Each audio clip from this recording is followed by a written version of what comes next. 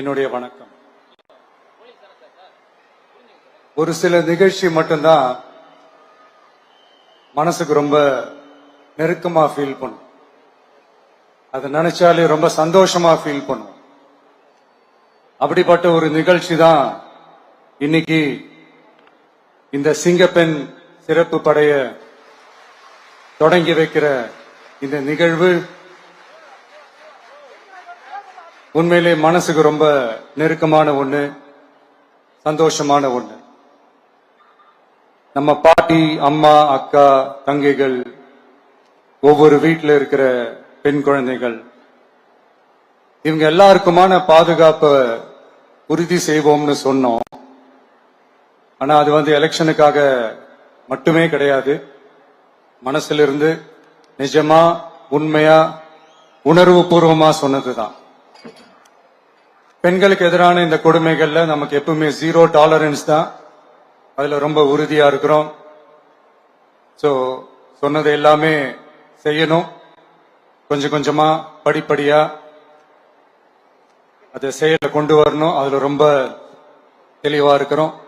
அதனாலதான் ஆட்சிக்கு வந்த உடனே இந்த குறைஞ்ச நாட்களுக்குள்ளேயே இதை நடைமுறைக்கு கொண்டு வந்திருக்கிறோம்.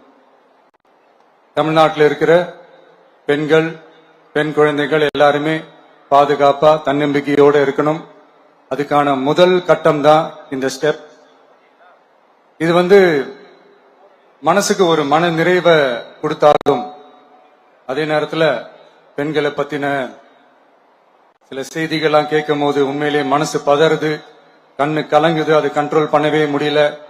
ஏன்னா நடக்கிற கொடுமைகள்லாம் யாருக்குங்க? நம்ம குடும்பத்தை சேர்ந்தவங்க தானே. எப்படி மனசு பதறாம இருக்கும்? அதனால பெண்களுக்கு எதிராக இதெல்லாம் ஏன் நடக்குது, எதுக்கு நடக்குதுன்றது மத்தவங்க மாதிரி ரீல்ஸ்லயும் இன்ஸ்டாலையும் தேடிட்டு இருக்க முடியாது. ரியாலிட்டிய புரிஞ்சுக்கணும். சோ இந்த பிரச்சனைகள்லாம் ஏன் நடக்குது அப்படின்றத அனலைஸ் பண்ணி பார்க்கும்போது சுத்தி சுத்தி பாத்தீங்கன்னா ஒரே இடத்துலதான் நிக்குது. போதை பொருள் நடமாட்டம். அதை வேரோட பிடுங்கி எறியணும். இது 2026 போன மாசம் மே மாசம் 10ஆம் தேதி இந்த பிரச்சனை புதுசா முளைச்சு வந்துடல. இது பல வருஷமா இருக்கிற பிரச்சனை. பல வருஷமா இதை கண்டுக்காம விட்டதுதான் அந்த வேர் இவ்வளவு ஆழமா பரவி இருக்குது. இத பல வருஷமா கண்டுக்காம விட்டது யார் என்றது நான் சொல்லிதான் உங்களுக்கு தெரியணும்னு அவசியம் இல்லை. அது உங்களுக்கே நல்லா தெரியும். இப்ப அதை பத்தி பேசியும் பிரயோஜனம் இல்லை. முதல்ல இந்த போதை பொருள் நடமாட்டத்தை வேரோட பிடுங்கி எறியணும். அப்படி எரிஞ்சாதான் இந்த பெண்களுக்கான இந்த சேஃப்டி ரொம்ப ஸ்ட்ராங் ஆகும். இது ரெண்டுமே ஸ்ட்ராங் ஆனாலே ஆட்டோமேட்டிக்கா சட்டம் ஒழுங்கும் சரியாகும். இந்த 3 விஷயம் சொன்னல, இந்த போதை பொருள் நடமாட்டம், பெண்களுக்கு எதிரான இந்த கொடுமை, இந்த சட்டம் ஒழுங்கு, இது 3மே ஒண்ணுக்கு ஒண்ணு இன்டர்லிங்க்ட் தான். இதுவும் இப்ப புதுசா வந்த பிரச்சனை கிடையாது. பல வருஷமா இது இன்டர்லிங்க்டா தான் இருக்குது. இதெல்லாம் ஏன், எதுக்குன்றது இப்ப முக்கியம் இல்லை. இது எப்படி சரி செய்ய போறோம்ன்றதுதான் முக்கியம்.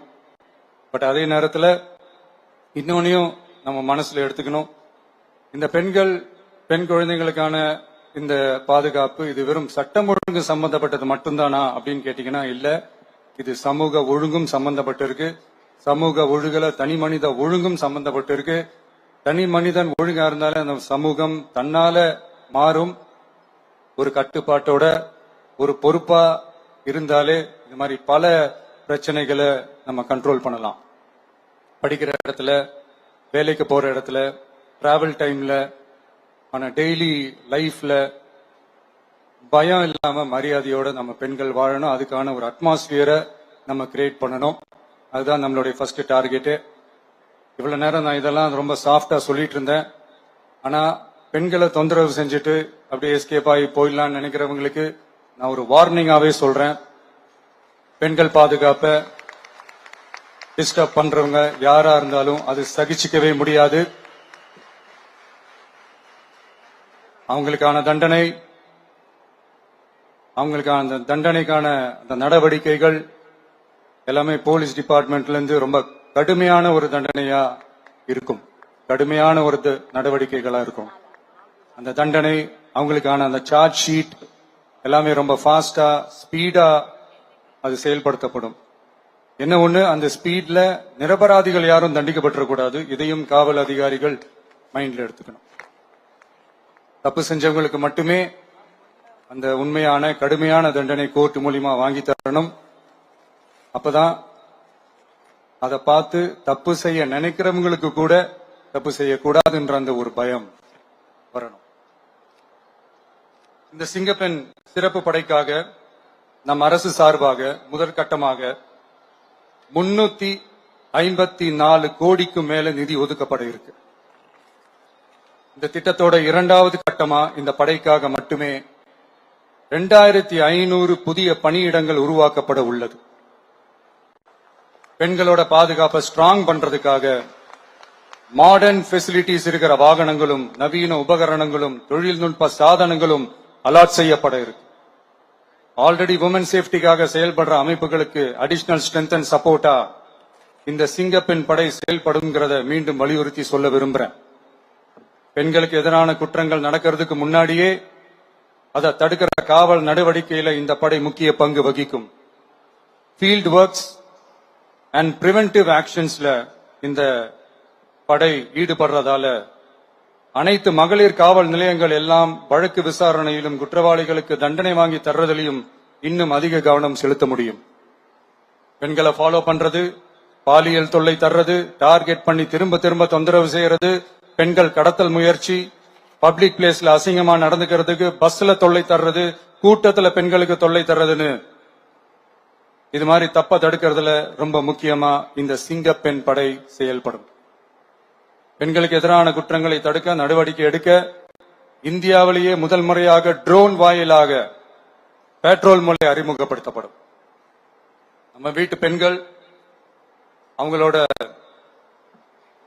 ட்ரீம்ஸ் அண்ட் எக்ஸ்பெக்டேஷன்ஸ் என்ன அப்படின்றத நம்ம அரசு நல்லாவே புரிஞ்சு வச்சிருக்கு. அதை கொஞ்சம் கொஞ்சமா நாங்க செயல்படுத்துவோம். உங்களுக்கான மரியாதையும் தான், உங்களுக்கான அந்த கண்ணியமும் தான் நம்ம அரசினுடைய highest and most important priority. ஒரு கவர்மெண்டோட அந்த விஷன் அண்ட் டார்கெட் ஆனஸ்டா இருந்தாலே போதும். பிளான்ஸ் அண்ட் அட்டெம்ப்ட்ஸ் அது போற பாதை சரியா இருக்கும்னு சொல்லுவாங்க.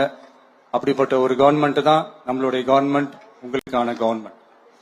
இந்த ஷார்ட் ஸ்பேன்ல இந்த சிங்கப்பெண் சிறப்பு படைய நடைமுறைக்கு கொண்டு வந்து இதுக்கு ரொம்ப கடுமையா உழைச்ச காவல்துறை அதிகாரிகளுக்கும் பணியாளர்களுக்கும் இந்த நேரத்தில் என்னுடைய பாராட்டுகளை தெரிவிச்சுக்கிறேன். இந்த நேரத்தில் என்னை பொறுத்த வரைக்கும் ஒரு கவர்மெண்டோட முதல் சக்சஸ், முழு சக்சஸ் இன்ஃப்ராஸ்ட்ரக்சரோட வளர்ச்சியிலேயோ பொருளாதார வளர்ச்சியிலேயோ மட்டுமே இல்லை, அந்த ஸ்டேட்டோட பெண்களும் குழந்தைகளும் மரியாதையா வாழ்றாங்களா அப்படின்றதுலதான் அந்த கவர்மெண்டோட முழு சக்சஸுமே இருக்கு. அதோட சேர்ந்ததுதான் மற்ற எல்லா வளர்ச்சியும். அதுலயும் நாங்க கவனம் ஃபுல் கான்சென்ட்ரேட் பண்ணுவோம். கான்பிடென்டா இருங்க, நல்லதே நடக்கும், வெற்றி நிச்சயம். மீண்டும் சந்திக்கும் வரை